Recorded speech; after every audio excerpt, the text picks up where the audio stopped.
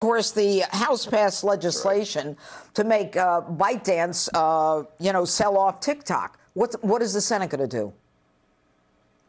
The Senate should pass it. I mean, I'm worried that TikTok is trying to buy the Senate. I mean, Judge, TikTok already owns, or rather China already owns our farmland.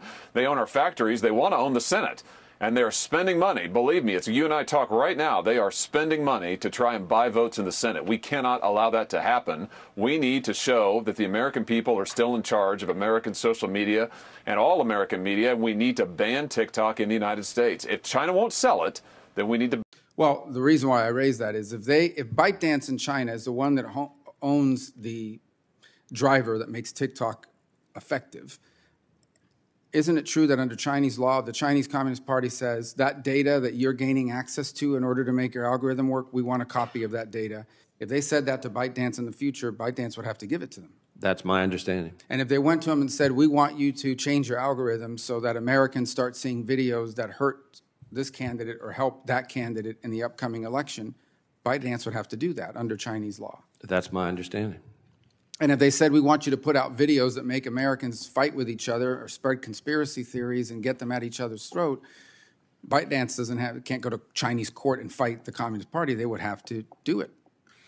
That's my understanding. And I would just add that that kind of influence operation, or the different kinds of influence operations you're describing, are extraordinarily difficult to detect, which is part of what makes the national security concerns represented by TikTok so significant.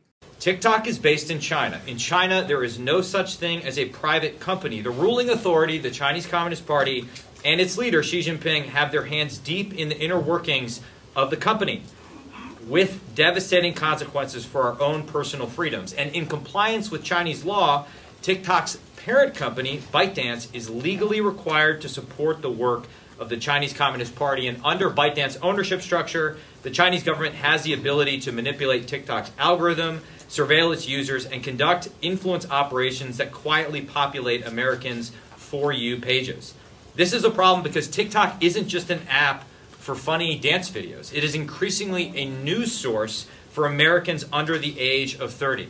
And allowing a CCP-controlled entity like TikTok to become the dominant media player in America would be like if in 1962, at the height of the Cold War, right before the Cuban Missile Crisis, we'd allowed Pravda and the KGB to purchase the New York Times, the Washington Post, ABC, and NBC. But, and this is crucial, there is a path forward for TikTok. As outlined in our bipartisan bill, if TikTok is completely divested by CCP-controlled ByteDance, if there is a separation, the app can remain in the United States. Through this bill, we want to ensure divestment, not censorship. If an entity other than a CCP-controlled entity owns TikTok, Americans can still share whatever content they like, no matter how bad the dance moves may be. But instead of being fed whatever the opaque Communist Party-controlled algorithm dictates, Americans will then have real freedom of thought and expression.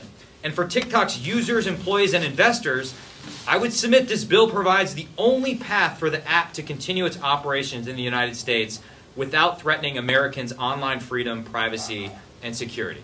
We need this bill because we simply cannot allow an app controlled by our nation's foremost adversary and competitor to take over the American media landscape. We cannot place the hearts and minds of the next generation of Americans in the hands of a communist aggressor.